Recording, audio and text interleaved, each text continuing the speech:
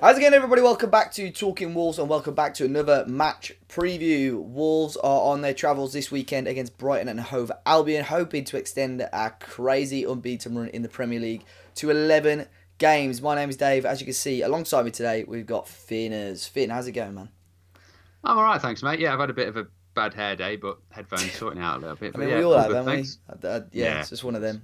Might be a hood up one, I Yeah. don't know. So we are going to be talking about Wolves' trip to the AMEX to face off against Brighton. Of course, Wolves on great form at the moment, in 5th place in the Premier League, and I think 3 points here would be great, just to extend that gap a little bit between us and the rest of the teams below us at the moment. But before we kick off, be sure to go and check out our channel partners over at OneFootball. A link to their app is in the top of the description down below. Fantastic football app, so you can check out your live scores, your live football news, team lineups, transfer rumours, the works for teams all around the world. So be sure to check it out. Free to download on Android and iOS, and a link in the top of the description down below. But Finn, Wolves are on a great little run at the moment, aren't we? Another win midweek against West Ham United. I mean, is it ever going to stop?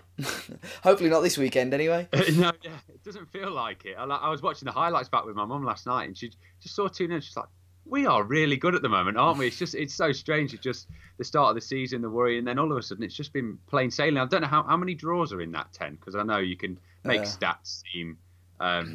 Sorry, I put you on the spot there as well, haven't I? Yeah, like, you have put me on the spot. Stats look however way you want. Like they were saying, Sheffield United haven't lost away from home yet last weekend, but they'd only actually won one. So you can move stats, but at the end of the day, 5 wins, 5 draws. There you go, 5 wins, 5 draws.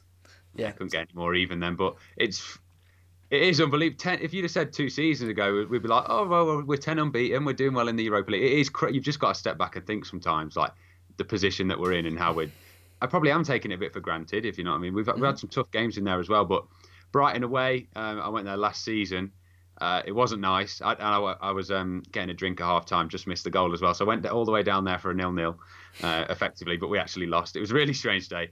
But I don't see this as an easy one at all, to be honest. But I think a draw would keep us unbeaten, and that's probably what I'm thinking at the moment. So yeah, why not make it 11? Yeah, it's going to be a tough game, as you say. Brighton on it's been a strange old season for them. Obviously, Graham Potter, their new manager's come in charge.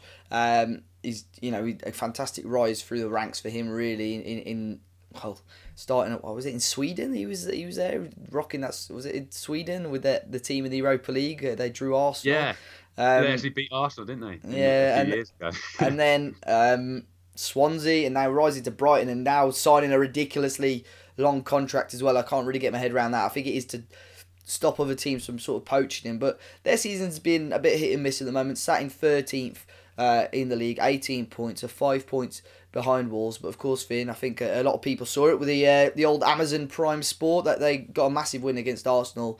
At the time of recording, it was last night. Neil Maupay and Adam Webster scoring the goals to cancel out Lacazette's goal. I mean, they look so much better than Arsenal, didn't they? I know Arsenal are having their downfalls at the moment, but Brighton looked good, didn't they?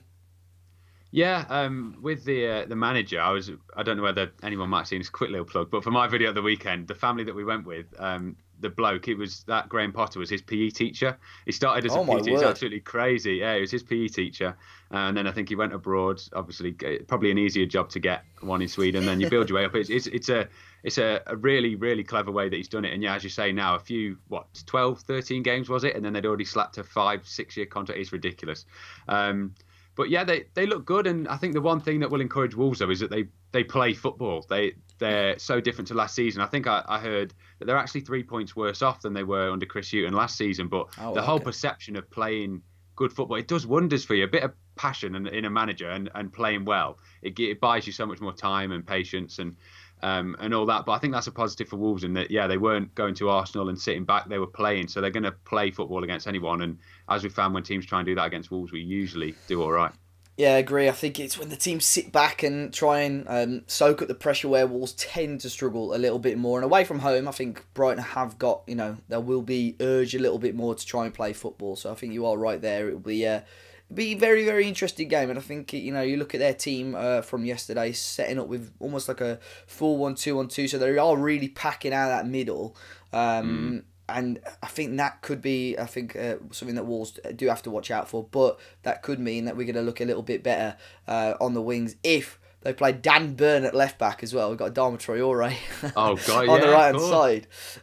That could be fun as well. Dan Burn, what is he, like 6 foot 600 or whatever? Yeah. And you remember my balance at Molineux, so Yeah. add 2 inches on. God, he'll be chasing shadows. Yeah, but we'll quickly switch over to Wolves, Finn. It's as we know, it's been a great run so far.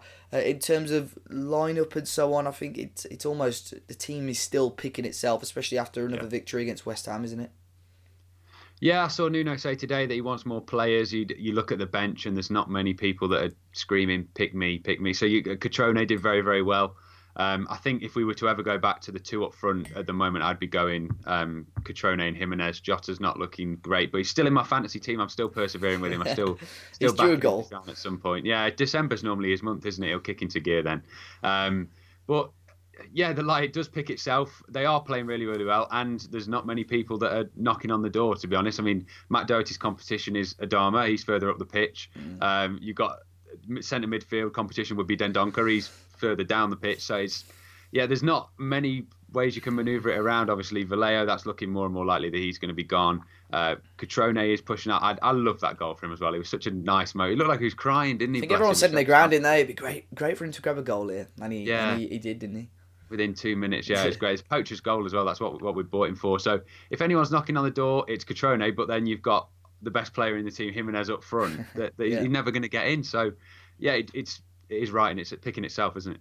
Yeah, but I think you said it quite well. It is picking itself, but the squad is so restricted at the moment. There's not really many other players that Wolves could pick. I think the bench on Wednesday against West Ham was a little bit stronger than previous weeks, but a couple of games previous to that, the fact that we were bulking it out with 2 or 3 players from the under-23s, which I don't mind, obviously, but I think everyone knows in the long run they're probably not quite strong enough for the first team, and Nuno has said it now the last 2 or 3 press conferences. 1 about the schedule being ridiculous, and 2 about his how tight his team is at the moment. And everyone was, he was probably the biggest advocate for a small squad at the start of the season, and I think now he knows it is catching up slightly on the team. But even with 3 or 4 additions, it is still a pretty tight squad, isn't it? And I remember at the fans' parliament meeting with Kevin Fairwell, someone was asking him about that, like, what's the deal? And I sort of got what he was saying. I think that with the small squad, you've got less players to manage, but also you've sort of got less players to keep happy as well, if you know what I mean. As soon as you've got a squad of 25, 26, 27 players, you've got one player that's not playing that starts to get unhappy, and that unsettles another one, and it's sort of like a domino effect. So I could sort of see, and I think the players that are in the first team know why they're in the first team, and the players that aren't quite in the first team, it's pretty obvious why they're not in there as well. You touched on Patrick Catrone though. I've seen a couple of people trying to call for him maybe to slot in on that left hand side, still playing 3 up top, but Patrick Catrone maybe on the left hand side, possibly playing a little bit more inside. Yeah, he doesn't look the quickest, does he? And you want him nearer to the 6-yard box as possible. Really, they're going to be the goals he's going to be putting up. I remember when we first sort of revolutionised into the 2 up front last season, it sort of became Jimenez and Jota on the wings, and then Morgan like a false 9. Whether they could even put Jimenez out there as well, but I think he played on the wing for Benfica as well, hadn't he, a few times? Yeah, I think he. I remember on FIFA it used to be like third position. Yeah, he used to be like striker and left wing. Everyone wrote him off when he played left wing for Mexico at the World Cup for 10 minutes. Yeah. But no, I mean, we've never seen it, so if it. I can't see it working very well, and I think Jota I know it's the cliche, but he needs a goal. Yeah. And I think that position's his. Obviously, Adama on the other side, that's locked down. But I'd ideally like to see Catrone as central and as close to the goal as possible. So maybe not, but the amount of games coming up, we could have square pegs in round holes a lot. We've got a lot of games coming up and a small squad. Yeah, it bodes for.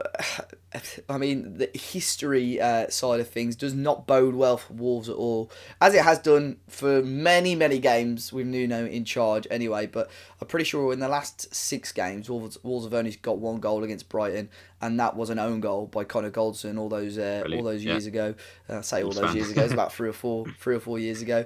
But yeah, I think our form against Brighton is not good, and Brighton are one of just 3 teams that Wolves have played under Nuno and not scored a goal against. It's them, Sunderland, and Huddersfield, of course, the 2 relegation sides.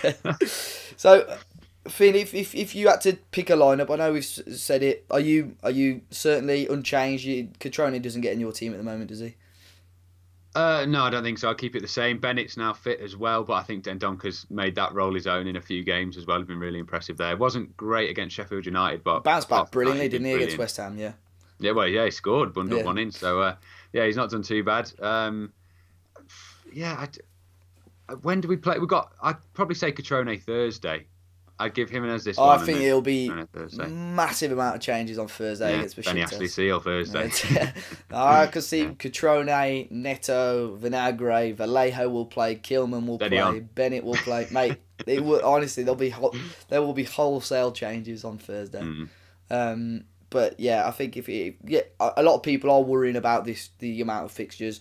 I think against Brighton, we go strong. Obviously, they've had a day less rest than us as well. Yeah, we've had. I know it's that again. That's a bit of a cliche, but that will work. I think slightly in our favour. But if you can rest players now for another week before Norwich, I think it's a busy schedule coming up. We need to try and we qualify for the Europa League now. I think obviously we'd love to top the group, but I think the league now is slightly more important up until the first knockout stage. Anyway, Finn, I'm going to give you a chance to give your score prediction for the game. What are you thinking?